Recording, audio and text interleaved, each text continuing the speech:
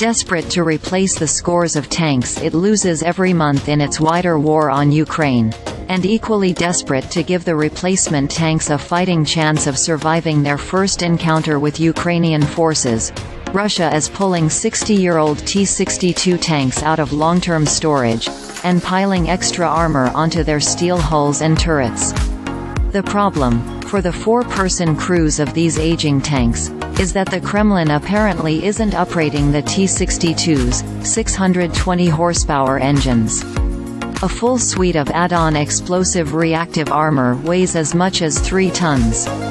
All that extra weight makes a sluggish T-62 even more sluggish. A photo that circulated online on Sunday depicts a heavily modified T-62MV, a 1980s upgrade of the 1960s tank that all but disappeared from Russian service after 2008, wearing the same explosive-reactive armor that protects the more modern T-90. The Kremlin began reactivating old T-62s last year as its losses of modern tanks exceeded 1,000 vehicles.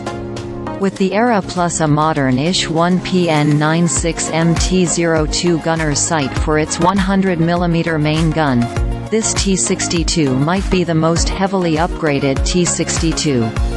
Call it a T-62MV Obr. 2023. The problem, of course, is that the T-62MV's diesel engine produces just 620 horsepower.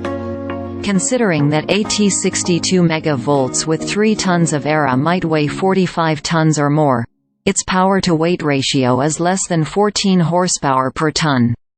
A T-90M produces 26 horsepower per ton.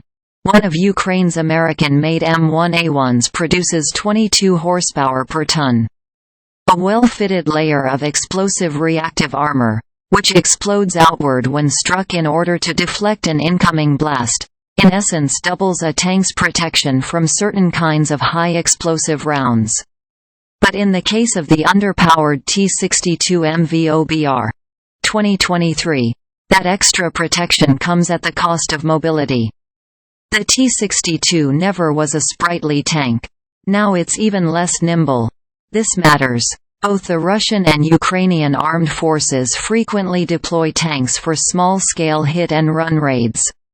Examples abound of small teams of tanks from both sides speeding up to enemy positions, firing a few rounds then speeding away as enemy missiles and artillery dial in. Western-made tanks such as Ukraine's M1s and ex-German Leopard 2s have an advantage in these fast raids because they have robust transmissions with fast reverse speeds. They don't have to spend tens of seconds turning around in order to escape a kill zone at high speed. Most Soviet-style tanks by contrast have extremely slow reverse gears, and this can get these tanks' crews killed in a raid where every second matters. A T-62 without 3 tons of Era might reverse at 5 miles per hour, compared to an M1's 25 mph top speed in reverse. With extra Era, a T-62MV Obr.